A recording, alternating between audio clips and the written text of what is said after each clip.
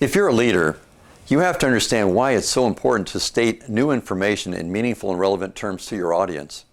And that of course, includes the age level of the audience. Now, if you're talking to elementary school kids or your children at home, if they're younger, that's one thing. They may not understand exactly why they need to change their behavior. If they're an adult and they want to improve performance, you also have to explain why the benefit would be for them to make the change, because it will enhance their life and, of course, as well, the company. So there are three different ways that people learn. That's the preferred learning. There are the visual, of course, which is mostly dominant for most all people. And then there are the verbal ones. They listen and they hear and they understand how to process that information.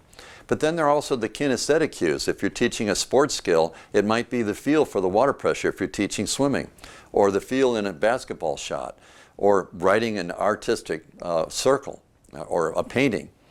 So there's visual, verbal, and kinesthetic cues that you have to rely upon.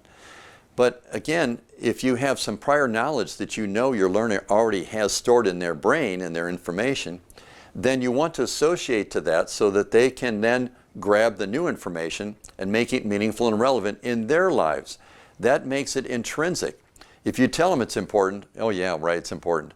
But if they understand why it's important in their own frame of reference from what they already prior knowledge, they call it a priori knowledge, then they tend to make it intrinsic, and it's more powerful and less resistant to forgetting.